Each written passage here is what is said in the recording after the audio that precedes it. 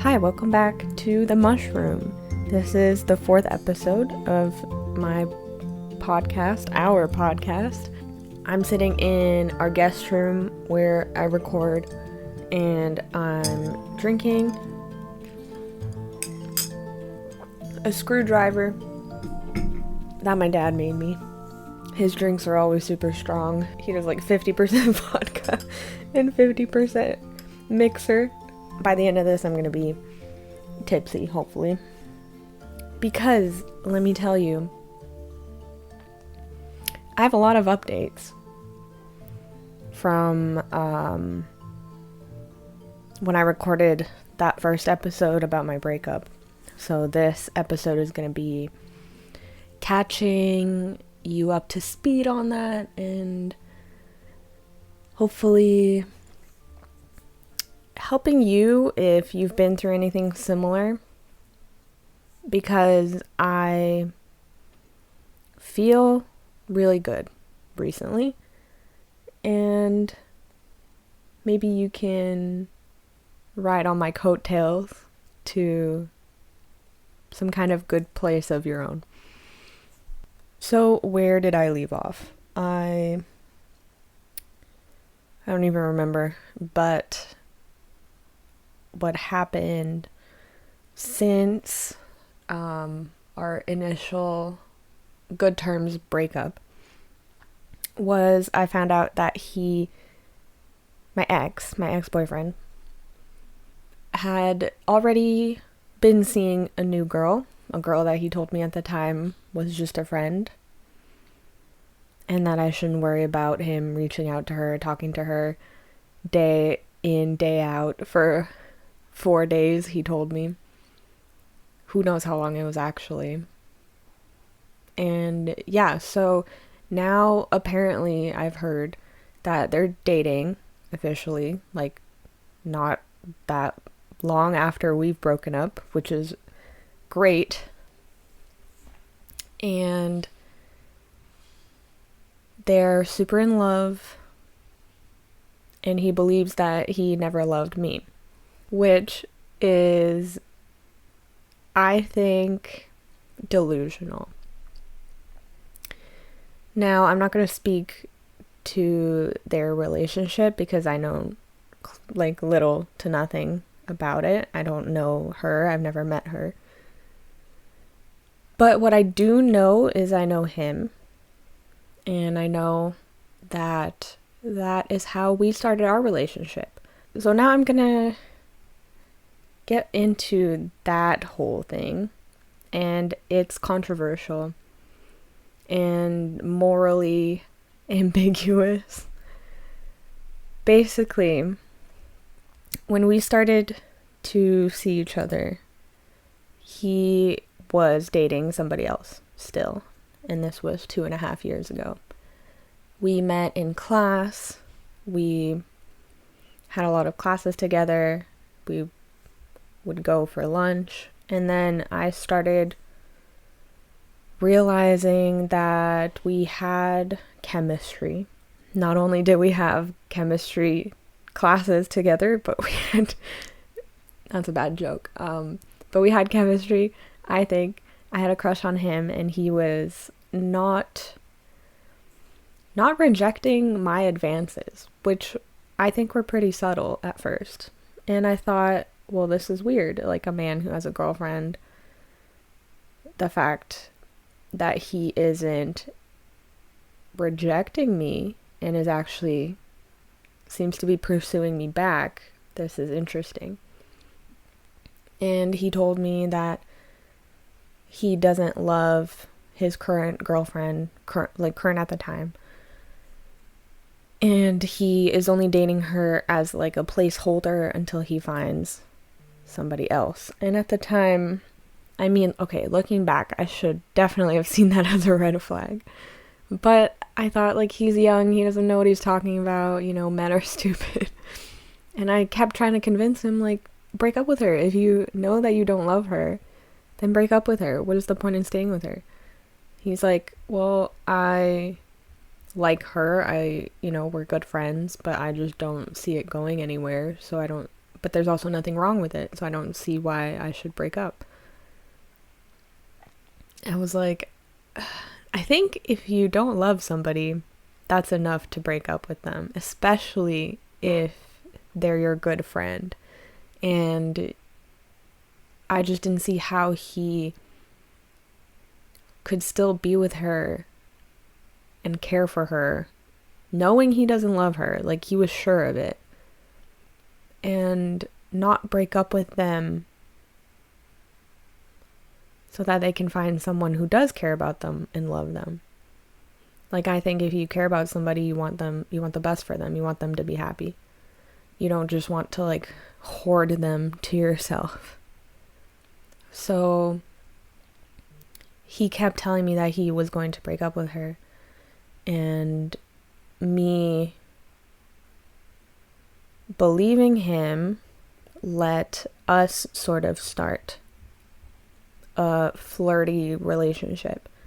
Now, I feel the need to defend myself because I tried to draw the line between where I thought cheating was at the time.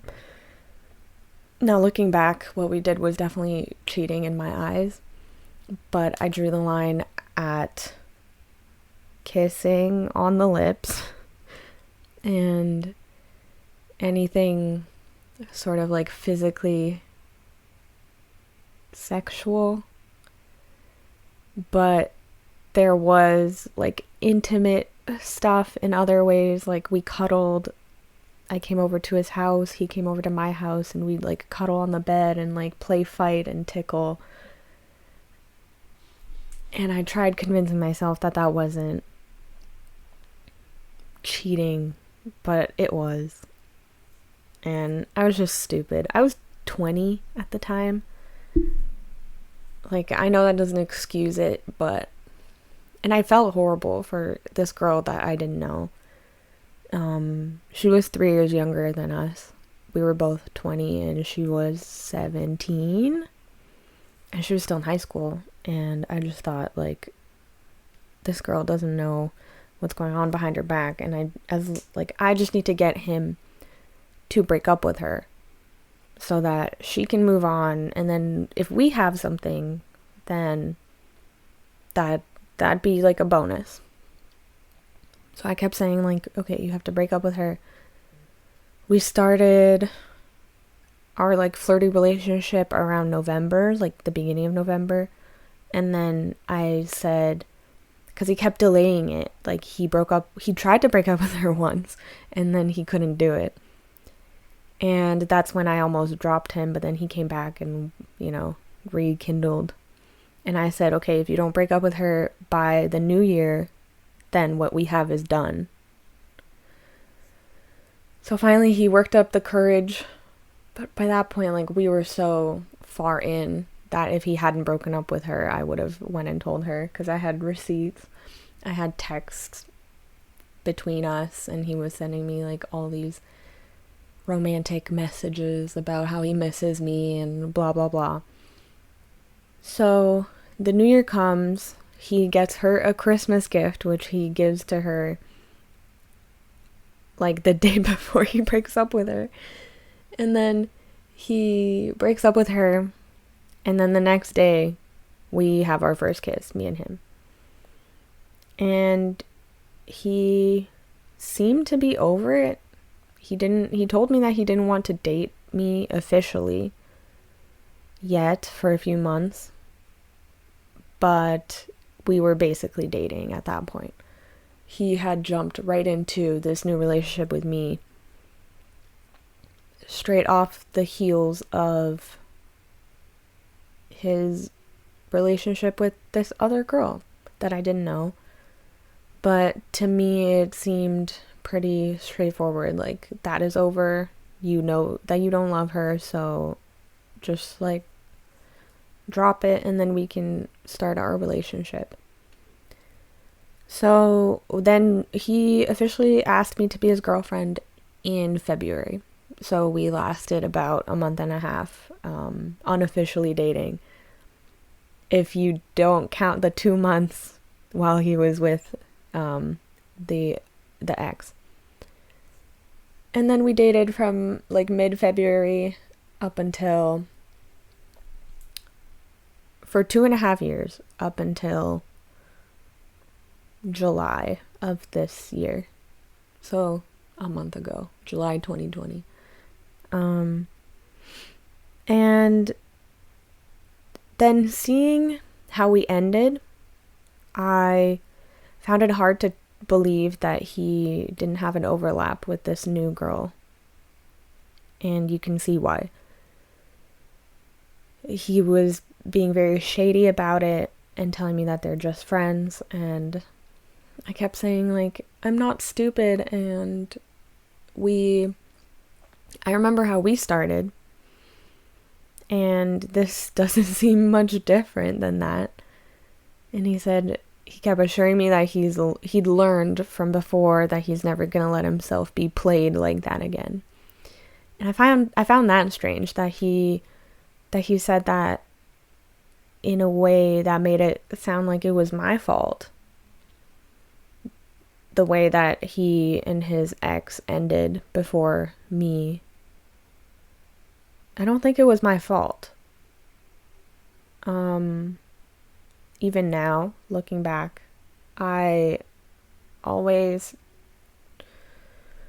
tried to draw the line between us as much as I could before he just kept crossing it. And I think looking back even now, I believe it was his responsibility to draw the line and not mine. There were multiple occasions where I know he would have kissed me if I had let him. He kept suggesting all these dates that we went on behind her back. And I just know that it probably went a similar way, our breakup now. Because if I've learned anything, is that people have patterns, and they normally stick to those patterns, especially if they're the type of person who likes to do things in a way that they're comfortable with. And I guess this is the only way that he's comfortable ending a relationship, is having someone already there to catch him. So once I learned that that is how our relationship ended, and once I came to my own conclusions about it, whether they're real or not, I believe that I know. He may deny what actually happened, but I have my version and he has his. Once I came to my own conclusions and I deleted him off of every social media and tried to start moving on, I get a follow request from his original ex-girlfriend on Instagram. And I found that strange, the timing of it. We'd never really even met in person or ever spoke to one another. So I found that strange. But I accepted it. And then she wasn't messaging me. And I thought, okay, maybe I should make the first move since she followed me. And I messaged her with the intention of coming clean, because if I'm honest, the guilt had been weighing on me throughout the entire relationship.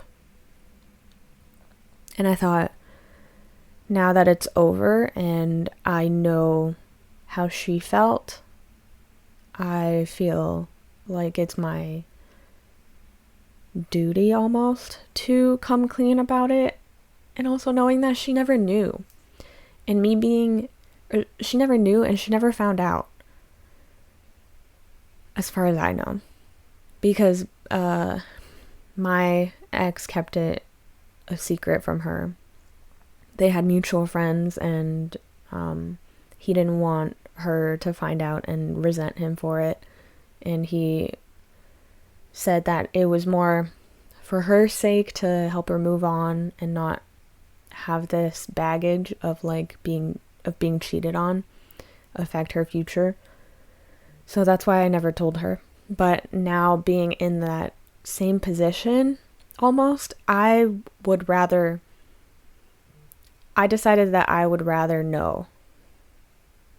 And I thought if she's in any way like me, I want to give her the option. So I messaged her first. And I said that I have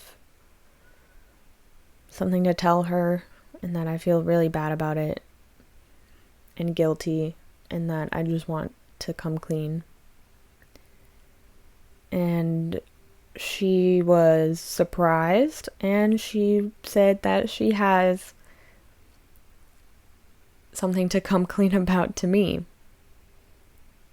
And I was like, this entire day, because this conversation ended up lasting the entire day and into the night, and I didn't sleep all night because I just kept talking to her. Since then, I was shaking with anticipation, anxiety, anger, just every emotion. Because what she ended up admitting to me was that she had been seeing him behind my back for about 11 months. Dramatic pause because I was shook. Basically, she had done the same thing that I had done when me and him had started dating. It was the same type of cheating, the same, like, drawing the line at kissing, the cuddling, the coming over, the watching movies, like, going out to eat, all the same shit, but hers lasted 11 months. And it all started with him reaching out to her at the end of August a year ago, saying that I think at first it was supposed to be platonic. They were like just going out to catch up. But then they started reminiscing about their relationship, and he was saying about how much he misses it, how much he's having issues with me. And he started confiding in her about our problems. And then he started saying that he might want to leave me for her again and try things out again and fix things and try again. Maybe this time, since they're older now, it can work. I don't entirely blame her, because I was in the same position, and I know roughly from how he used to describe her to me, I know that we're similar in a lot of ways, me and his ex. And also from talking to her, we sound like very similar people with like a few differences, which is, I guess, what he maybe missed about her and maybe why he left her for me, etc.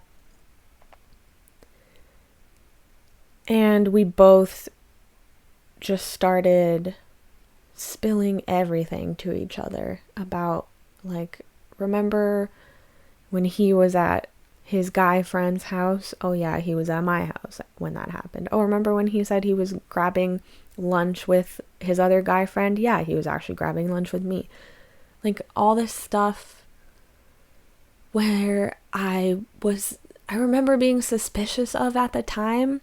But he had such a way of twisting my reality and shaping my reality to fit his story that I stopped believing myself.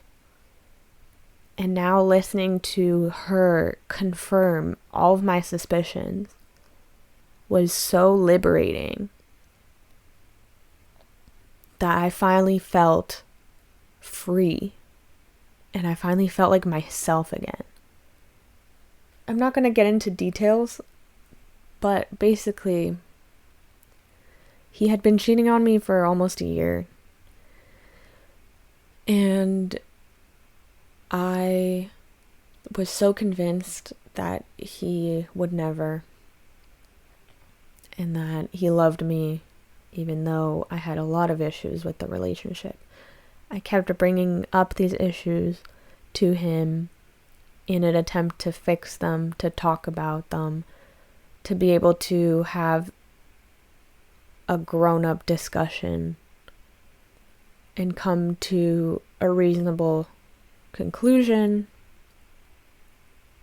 But he would never bring up anything to me. No problems. He had no problems with me. He loved me the way I was. And he didn't want to change me. And I found that so frustrating. Because here I was, having all these doubts and all these issues. And he's just willing to accept me the way I am. It felt so unfair. But I knew he wasn't happy either. And the fact that he didn't want to talk about it was infuriating. It just felt like it was a one-sided conversation all the time. And he would just tell me what I wanted to hear to stop me complaining.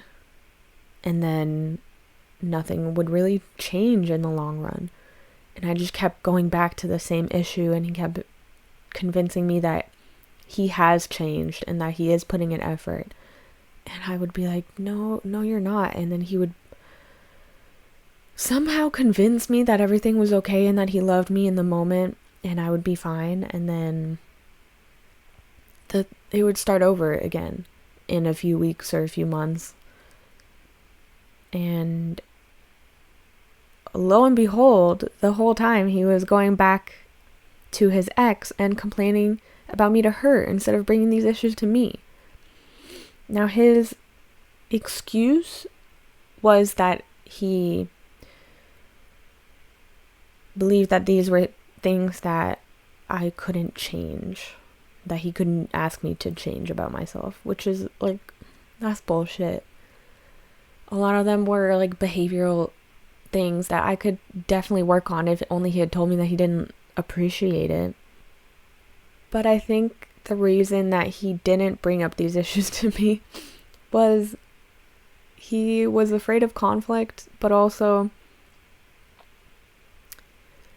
he knew that they weren't that big of issues in the first place. What he would complain about was that I was controlling. But when you really break it down, I wasn't controlling. I just had expectations for him as my partner and standards that I wouldn't let him go below. You know what I mean?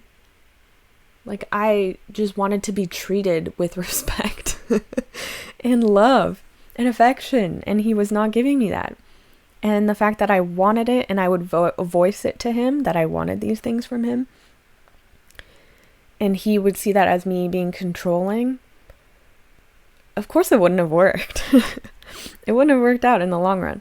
And I had told him so many times, like, if you're not willing to give me what I want in the relationship, if you think it's too much, then we can take a break. We can take a break and you can grow up and figure yourself out. And then maybe we can come back. But no, he would always cry and tell me that he wanted to try and he would put in effort and he loved me and he didn't want to let me go. And I just can't, I keep going back in my head to like, I could have been free of this so much sooner if only I had not fallen for his manipulation tactics. But even if I look back, I'm happy with the way things turned out, because I wouldn't have learned this entire truth if I had let him go earlier. So going back to the story of what happened after the breakup and when me and his ex started talking to each other and coming clean about everything, I reached out to him mostly just to check if he had blocked my number. because his ex told me that he had blocked her on everything now, because apparently she was, already used twice, so he had nothing to go back to her for. So I wanted to check if maybe he had blocked my number too. And I texted him and I said, I know everything now. And my number was not blocked. I guess he wanted to leave the door open, just in case his new girl didn't work out, or he had something to vent about to me in the future. You gotta use every girl twice, and then once you use her twice, then you ditch her. But yeah, so my number was not blocked, and he responded, and he said, I know that you know. I guess he had suspected. And he said, I'm willing to explain if you're willing. And I was like thinking, there's nothing to explain really, but all right, let me hear him out. Let me hear him dig himself a hole. Because at this point I had concluded to myself and with his ex that this man is a full-fledged, if not a narcissist, like a clinical narcissist, he must be either a sociopath or a psychopath. Like, this man has some kind of personality disorder that causes him to either lie pathologically or lie to manipulate people in a way that strokes his ego constantly. And I decided that I want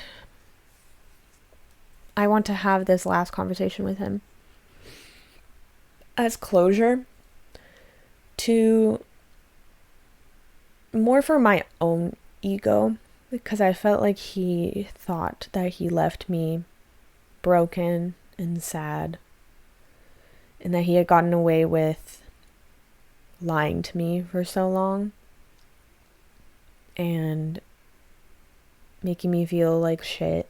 And I wanted him to see that I was going to be not only okay without him, but even better without him. And I wanted him to see it for himself. And I wanted him to feel, I guess this is kind of sadistic, but I wanted him to just get his ego crushed one last time by me. And let me tell you, I think I succeeded.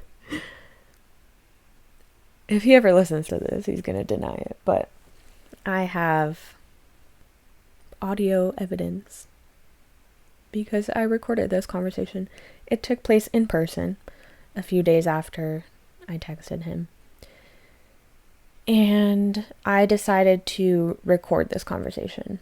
And I Googled it, and it is not illegal. Where I am from, Canada falls under like the one-party rule, where if one party of the conversation is recording it, then it's allowed.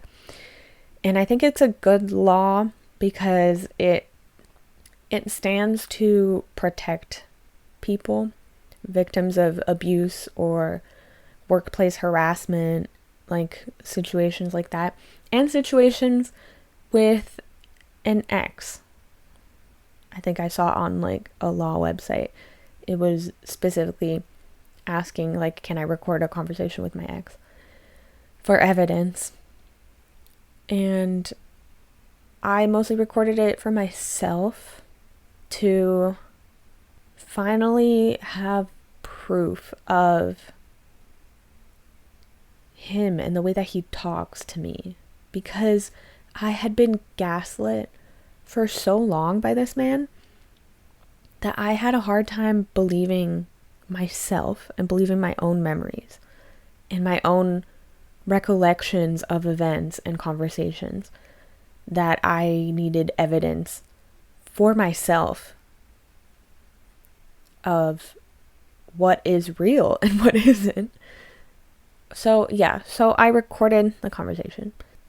It went so much better than I could have dreamed of it going.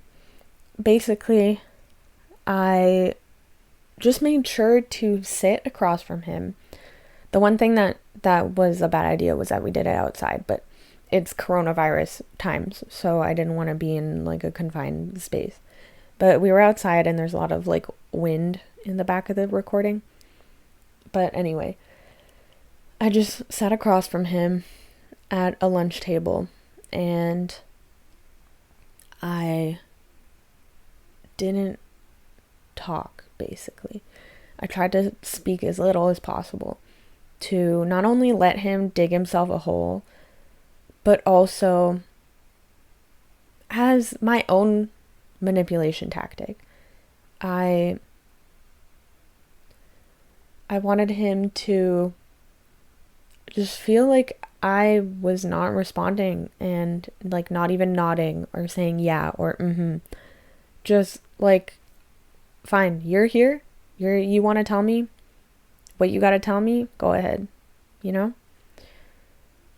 And I'm just there to listen, and I'm not here to affirm you or reaffirm what you're saying. So let me tell you, and I have audio evidence of this. So, I'm not making this up. He came in to this conversation where I was expecting him to apologize for everything that he did to me. No, this man comes in, and he comes in with 3 points. First point, he starts the conversation with, I don't think I ever loved you. And then I'm just sitting there like smiling at him. Because I know what he's doing. He's such like a fucked up in the head person that he's coming into a conversation with his ex who he broke up with out of the blue, crushed her soul,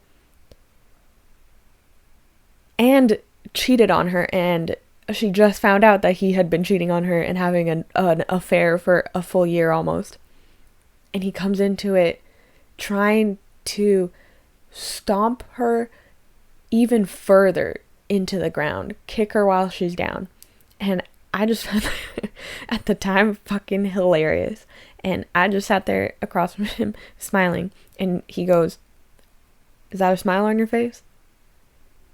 I don't even respond because I was trying not to respond. And he says, "Yeah, it'd be better if you heard it from me." So that's what I wanted to say. I'm like, okay.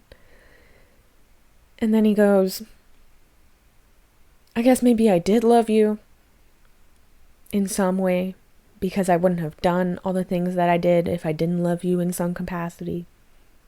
And this is basically word for word because I've listened to this recording like many times, showing it to people. So now that I'm not responding to him, he doubles back on what he's saying, and he feels like he has to explain himself because I'm not responding. And it's funny. So now, right after he said that he doesn't believe he ever loved me, he goes back and he says, like, maybe I did. I don't know. And so then his second point is like, so secondly, I think it's hilarious that my ex, like, insert name, reached out to you. And then he goes, "By the way, did you tell her?" Meaning, like, first of all, he said he thinks it's hilarious that she reached out to me, as if, like, I'm going to be on his side now and be like, oh yeah, like, what a loser. Even though she told me that he cheated on me. I guess he was thinking maybe he can play it off as, like, she's insane, maybe? Maybe he was gonna still deny it? I don't know. Or try to get me to, like, bash his ex. I don't know. And then when he says, like, by the way, did you tell her? He means, like, did I tell her about, like, him cheating on her when we started dating? Well, this time he looks at me and he's not saying anything, so he's expecting an answer. And I said, I don't think you deserve answers. And he says, okay, well, I don't really care. And I said, good, then don't ask. Because at this point, he was trying to get answers out of me so he can twist his story depending on how much he thinks I know. And now that I knew that I was dealing with a psychopath, I knew that me being honest and me just coming to the conversation with good intentions and my intentions clearly displayed was not the right move, because he had never done that with me. And I thought that he had, but looking back now, I know that he hadn't. And he took advantage of me and my honesty and my transparency, and he used it against me. So this time I wasn't going to give him that, and I'm not going to give him any answers. And that's how I think, if you're in this situation, I think that's how you should approach it. I mean, unless the person is violent, in which case, just try to stay away from them as much as possible. But he had never been violent with me or anyone that I know of.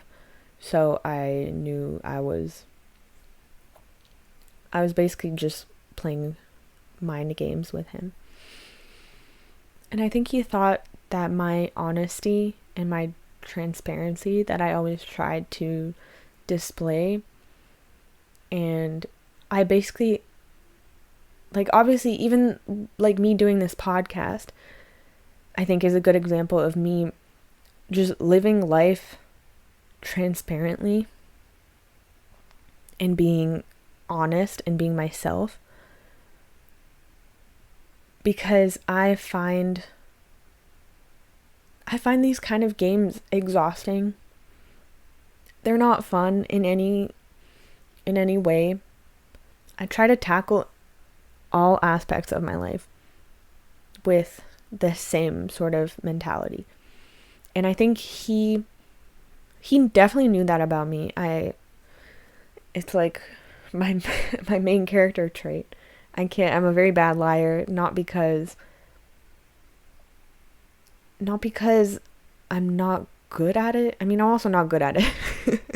My face turns like bright red when I'm embarrassed, or when I'm lying, or when I'm like, I sense that I might get caught. But I also just don't like it. I find that the most efficient way is always a straight line, you know? That's the most efficient way of getting somewhere, the most efficient route. So why complicate things by lying? Why complicate things by, like, not just being yourself and not radiating just openness? You know what I mean? You may be different, but that's just who I am. And he, I think, always saw that as a weakness of mine and something to exploit. And I didn't want to give him that in the end, in our very last interaction. I wanted him to know that just because I'm honest and open and communicative and trustworthy, I am not stupid. That those are two very different things. And if I want to play mind games, I can. And I will. But I just always try to see the best in people. And I always tried to see the best in him. But in the end, I was proven wrong. So then I had to change my approach. And in the end, it worked. Because after our whole conversation, where he kept avoiding telling me the whole truth, even though that was the whole reason he was there, which was his third point, by the way, if you think I forgot to tell you the third point. The third point was that he's only here because of the new girlfriend, that he wouldn't be here if she hadn't told him to do it. And I said, I understand that completely because I know that you would never do this out of the goodness of your heart. You would never decide to come and talk to me and apologize for what you did and own up to it. And I was right even after that, because he did not come to apologize. He did not come to own up to what he did. He kept avoiding the question, avoiding trying to tell me what happened, even though, like, I knew everything. But he didn't know that. He kept trying to tell me that it wasn't as bad, but then I was like, all right, yeah, keep talking, because I know that's not it. He said, oh, I only went to a concert with her. I only, watched like 2 movies. And I'm like, okay, so that means you saw her, like, what, a handful of times is what you're saying? He's like, no, it was more than a handful. Yeah, try like 3 times a week, okay? That was how often they were seeing each other. She had come over during quarantine. They had watched a movie. There was cuddling. He said, I wouldn't say there was cuddling, but to each their own. Which, like, yes, I would call it cuddling because his ex broke down to me exactly what had happened and where his hands were and where her butt was, okay? I know exactly what happened, and he is still trying to avoid everything. Even though I know everything and it all makes sense because I know exactly who he is, and I know that I was that person, and I know who he is, and I know how he acts. And that's what came back to bite him, because he underestimated how much I knew him in the end. He thought that I didn't know him at all because he had kept all of this from me. But besides that, and besides overestimating how much I could trust him, I knew him pretty well. And now I know that he's gonna go and he's gonna have the same kind of relationship because, and this is what my therapist said as well, is that it sounds like he just lives in one big delusional life for himself. And he believes that this is love, this new relationship, even though they knew each other in high school, but that was like 5 years ago. And you changed a lot in that amount of time, especially in your early 20s. And they've only been talking for like a month or 2 now. And someone who says that they're in love in that short amount of time. I mean, he said it before, even, not even 2 months. Anyone who says that they're in love and that it's so much better than their long-term relationship that they just left is delusional, because that is infatuation and that is lust, and it's crazy. Like, obviously you're gonna run into obstacles when you date someone, and it's gonna get boring. And you can't compare that kind of relationship to something new and fresh and exciting and say that, oh, I never loved her because I don't feel this way. When, yes, you felt that way in the beginning, and I don't know why he forgot it. I have text messages from him that I screenshotted, when you screenshot text messages because they're so cute at the time that you're like, I want to remember this forever. I was looking back at them, and this man was so infatuated with me at the time. And the fact that he is forgetting that now and thinking that he's never felt this way before is delusional. And the way that he would lie to me and get a thrill out of it, I mean, I can see how it can be thrilling, but almost a year of it is, I can imagine it's exhausting. And I remember watching, that new, I guess not new, but that Ted Bundy Netflix movie with Zac Efron. I watched that with him in February, and I remember him saying, like, I feel like Ted Bundy is a lot like me.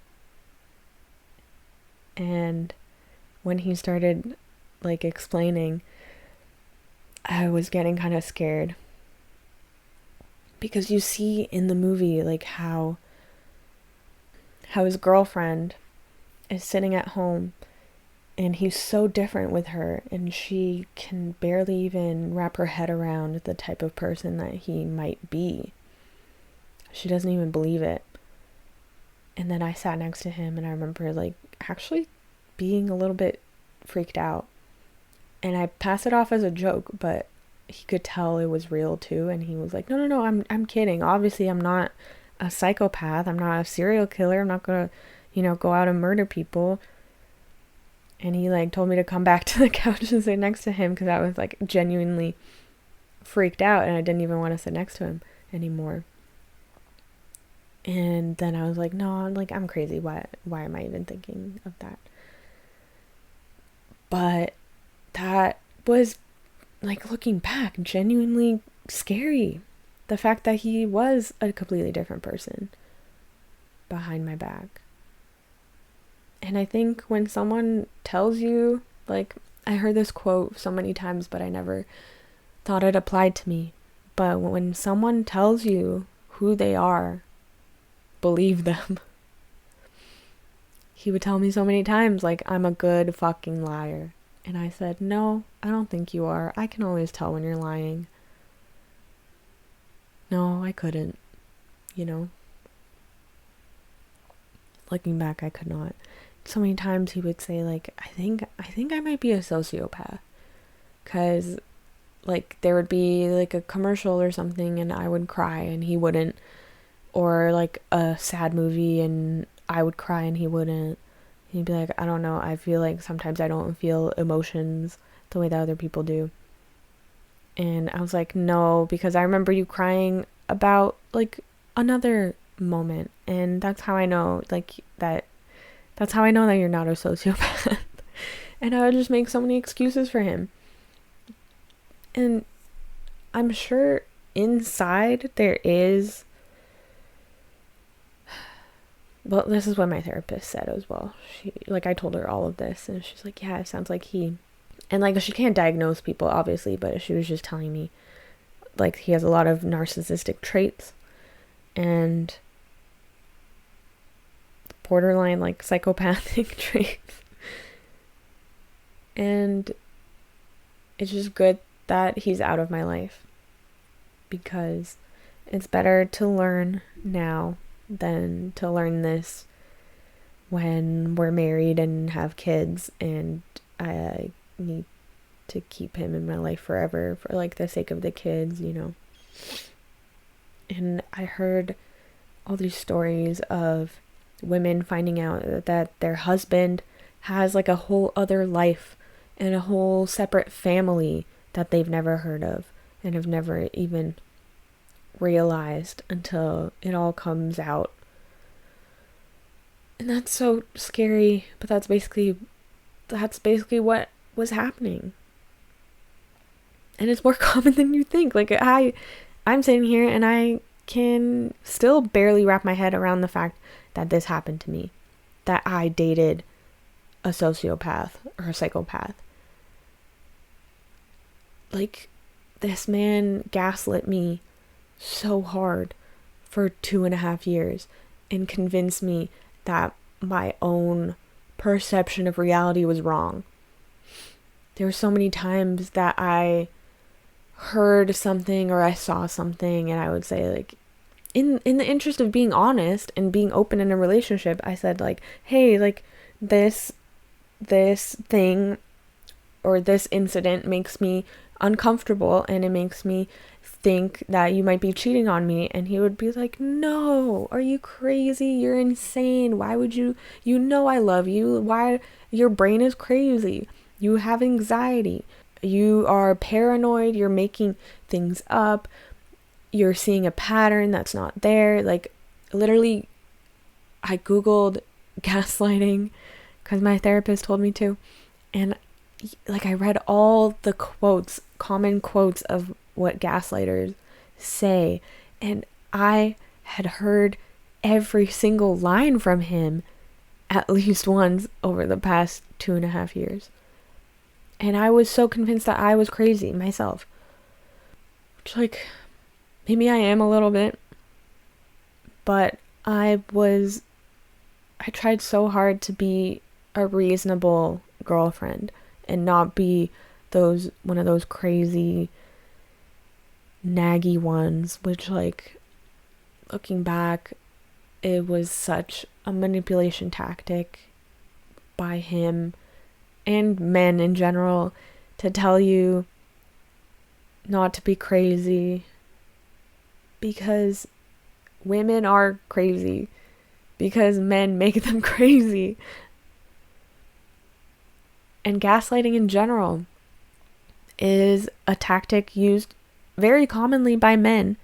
Not all of them are psychopaths. A lot of people gaslight. A lot of people use gaslighting all the time without having, like, really evil intentions. They just use it to run away from conflict and save their own asses. But so often it's used by men to call women crazy and hysterical and disregard them and their experiences and their perceptions and make them feel like they're nothing so that they can get away with the shit that they're doing. And it's been happening for millennia. And I'm done feeling like that. And if you feel like that, then this, like, the first step to overcoming being gaslit is to recognize it. And that can be really hard. Because obviously I've learned about gaslighting. It's a popular term nowadays. Donald Trump is gaslighting the entire nation, if not the entire world. But I had heard of it and I knew what it was, but I thought, oh, this doesn't apply to me. I'm in a healthy relationship where we talk about things, and sometimes I am crazy, and it's the truth. And him telling me that is not him disregarding my feelings, it's just him telling me that my feelings are not correct. And let me tell you, I have learned so much about maybe not what a healthy relationship is, but what an unhealthy relationship is. And I hope that now I can recognize it in the future. Let me tell you that the whole conversation I had with him, it's best summarized by telling you what he left me off with, how he concluded the conversation. He had told me as little as possible about his affair. And then I said, oh yeah, I forgot to say. He had told me that he went back to his ex because he wanted closure, because he felt like I had ripped him out of the relationship against his will. And he never truly understood why he had broken up with her. And he only did it because I had told him to. Which is untrue. I told him to break up with her because he didn't love her. And he knew he didn't love her. And I said, break up with her, or else she's gonna go on thinking that you guys are gonna, they had been dating. It had been a year was coming up. Like they had been dating for almost a year. And that's a long time to date someone, especially when you're 17. And you think that it's going to last. And you think that this person is your person and you're so madly in love with them. And then they go behind your back and say, I don't love her. I'm only dating her temporarily. That was why they broke up. It wasn't because I ripped him away from the relationship against his will and he didn't know why. And I said, I don't think that's why. And he said, okay, then why? I'm like, well, why does someone cheat on somebody? And it was a rhetorical question because I feel like I know the answer. And he said, I don't know, because I was unsatisfied with the relationship. And I'm like, well, why not just break up with somebody that you're unsatisfied with? Why go behind their back and cheat on them instead of breaking up with them if you know that you don't like them? And he said, well, why? Are you trying to say that I loved you? I'm like, no, that's not what I'm saying. What I'm saying is because you're insecure. And I told him this. And I said, you didn't break up with me because you're afraid of being single. You were afraid that I was the best that you're going to get and that you're settling for me. And you want to test out other people while still being with me to see if they're better and they're worth leaving me for, because you're so afraid of being single.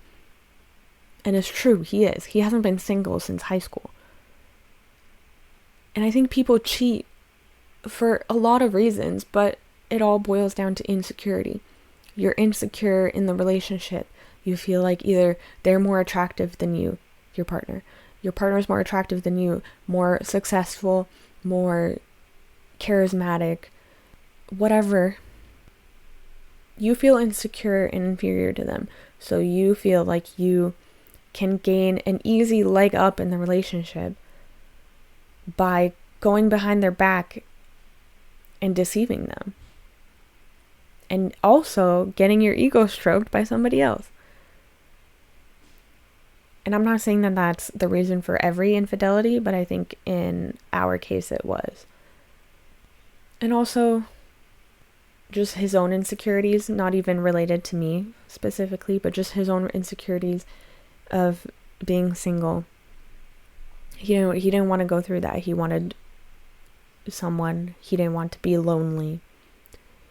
And yeah, being single is scary, but it's necessary. And I've had to learn that in the past 2 months.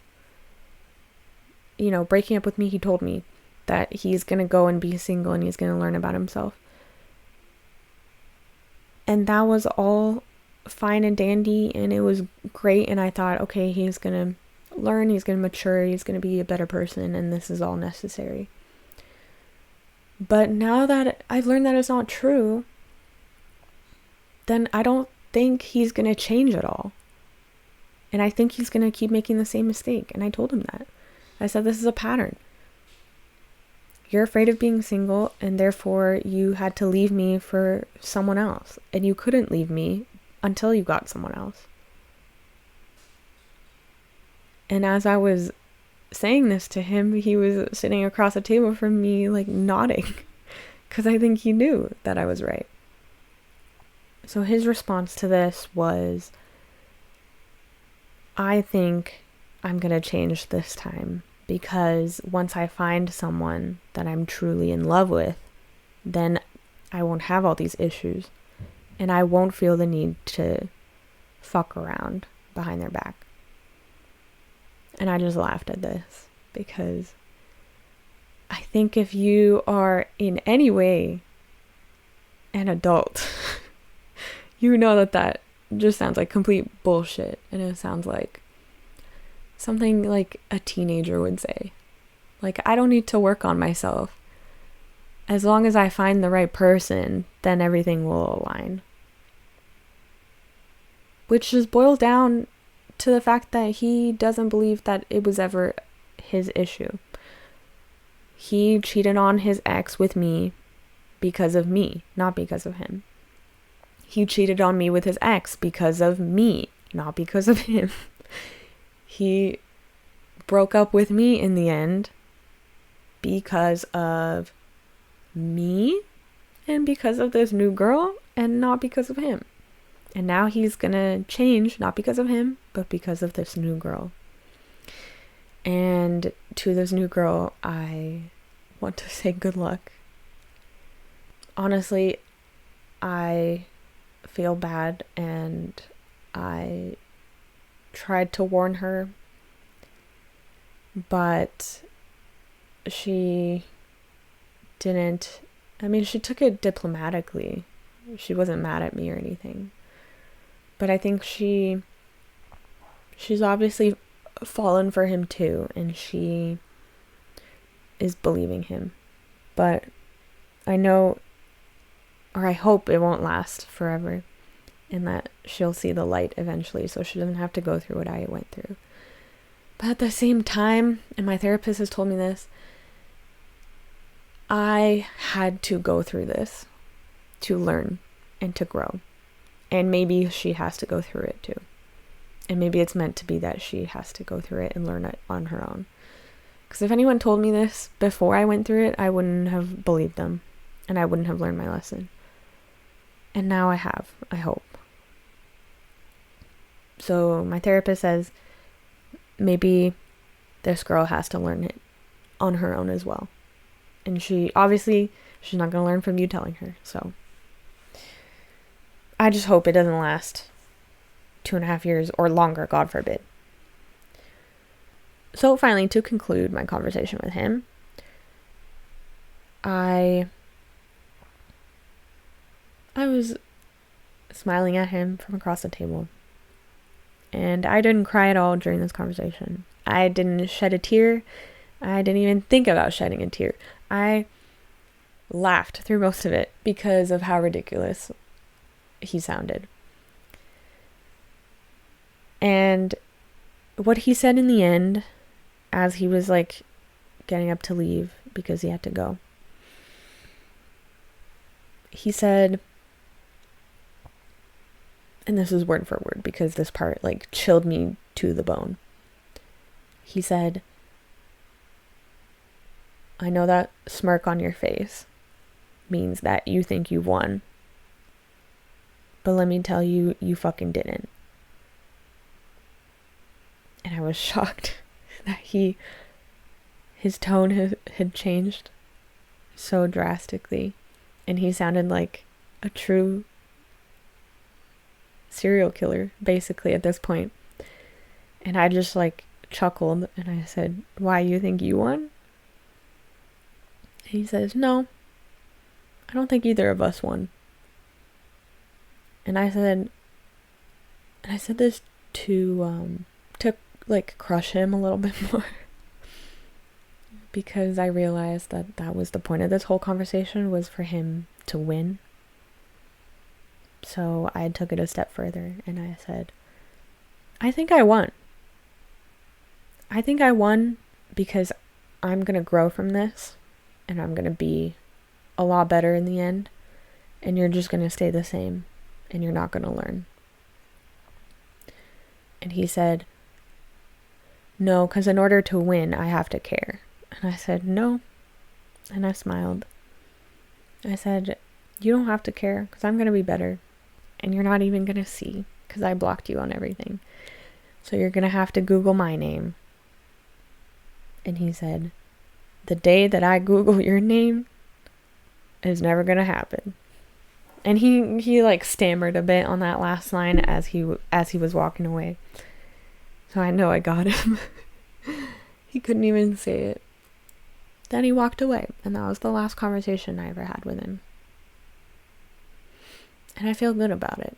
I mean, the last part really like scared me, to be honest.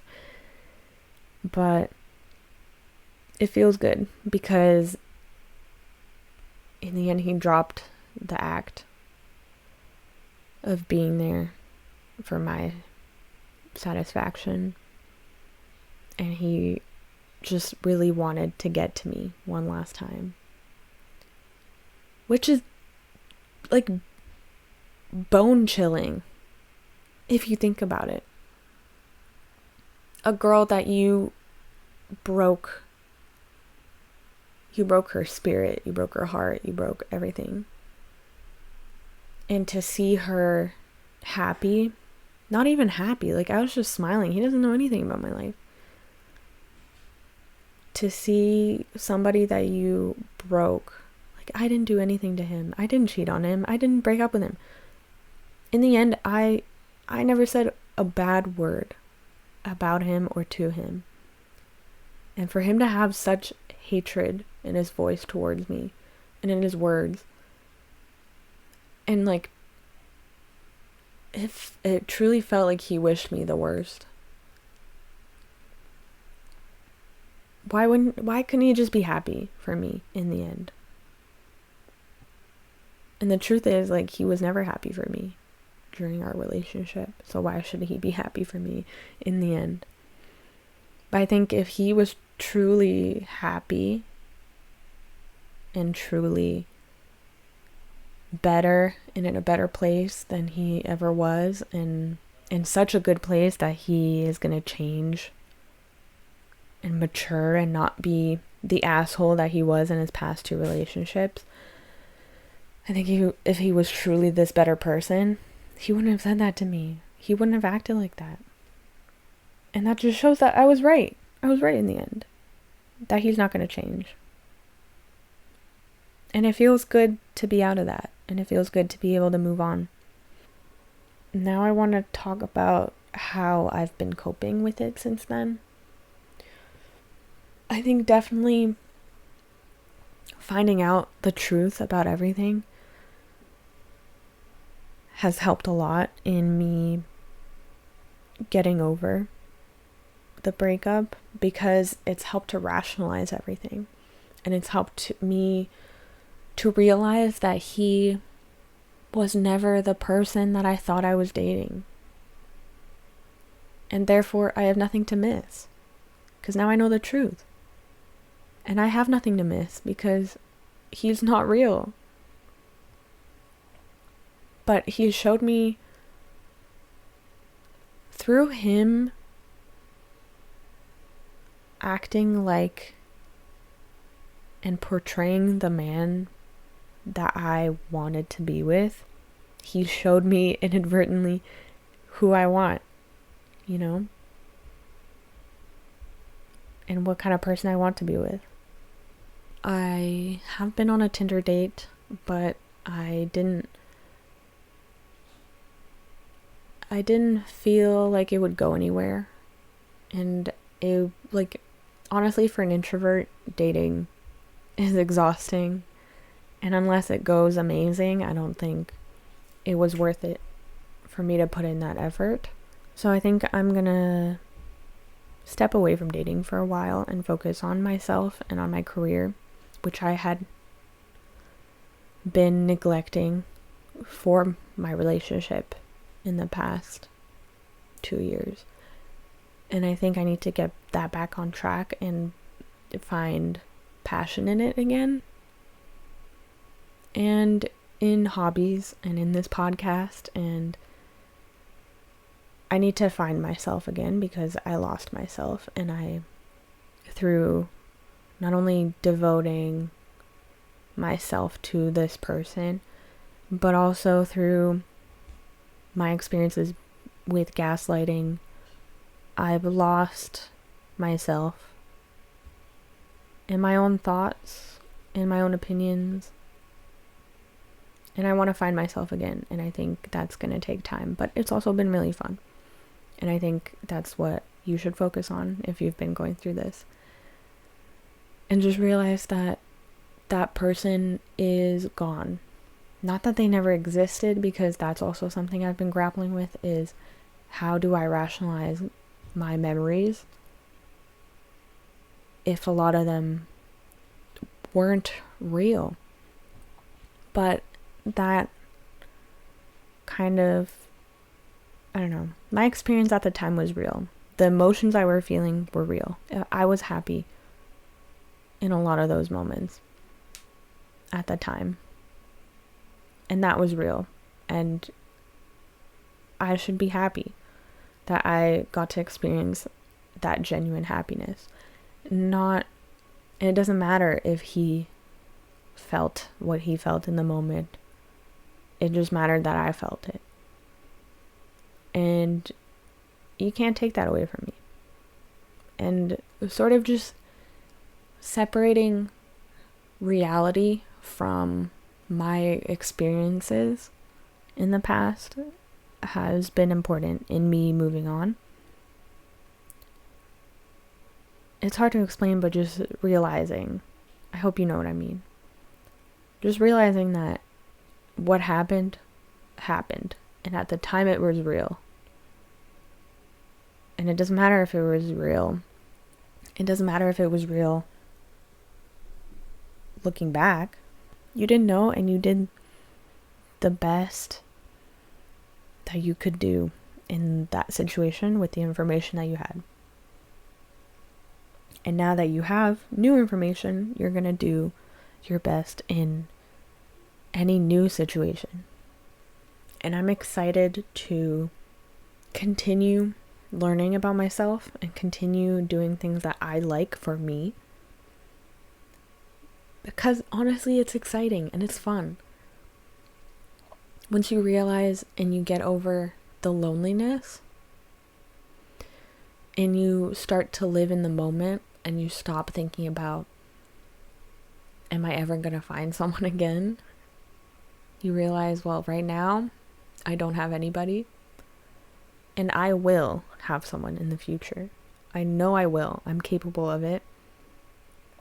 And I know there's people out there for me. But right now is not the time. Right now is not the time to have anybody. Right now is a time to figure out myself and find myself again. Because in the future, when you find someone, when I find someone, I'm going to look back and I'm going to think, like, obviously, there's going to be moments when you're going to be reminiscing back to your single days. And my single days are now. And I should make the most of them. And I hope you make the most of them. And I wrote this in my notes yesterday. Going back to how he treated me after the breakup, I just thought, if they can't have respect for you as a person and as a fellow human being, let alone a person whose heart they broke, then how can they expect to be able to fall in genuine love with anyone else? And that's more about them than about me. But it definitely takes away the idea of ever going back to him. And it helps me cut him off completely from my life. Because he won't be able to fall in love genuinely with anyone else. Or with me. And therefore, if he ever comes back to me, ever, I mean, I don't think, I could never trust him.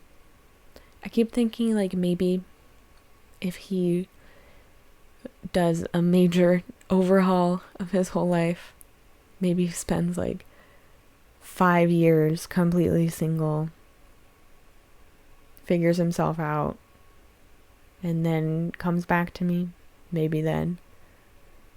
But that's never gonna happen.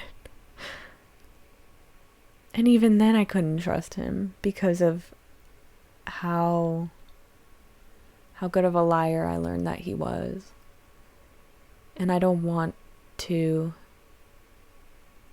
have to go through that again. Especially now with the knowledge I have. I would just always be on my toes. And I guess, honestly, I'm learning. I have my group chat with my 2 best friends. And I text them pretty often, but not as often as I used to text my ex-boyfriend. I would text him like all day, every day. Like every thought that I had, I would be like, oh, let me tell you this. But slowly, the group chat was a good transition to just keeping my thoughts to myself. Right now I text them like to make plans, and also when I have a sort of like relapse where I think back to our relationship and I get sad, and then they help like talk me out of it. I think that's important too, is to let yourself miss him. Because I don't miss him. I miss who I thought he was. And to me, that person is dead. But, obviously I'm never going to go back to him because that person doesn't exist. He's dead. But I still miss him. And I think back to like something will remind me of our relationship. And I'll be like, oh, rest in peace. You know what I mean? Like, I can miss him without feeling guilty or wanting to reach out. Because he's dead. He's straight up dead. Like, bye. And yeah, so I would text my friends when I would miss him. And then slowly I've weaned myself off of that. And now I'm just having my own thoughts. And I'm honestly becoming my own friend again, which I think is really fun. And I walk from my car to the lab that I work at, and I just like have my own thoughts to myself. And I know like it might sound kind of stupid if you haven't been in a relationship for a long time, or in my kind of relationship, but just like literally just being your own friend. Like, wow, I missed that. I forgot what that was like even. But it's nice. And I think it's exciting. And as long as if you have a thought and you have an instinct or an idea to do something, you don't have to ask anybody's permission before you do it. Or you don't have to ask for someone else's opinion on if you should do it. You just do it. And then, like, I'm reaching out to like old friends. I'm going to parties with my old like university friends that I haven't seen because my ex didn't like them. And I forget how much I miss them and how much fun I had when I was just myself and I didn't have to be in like a couple.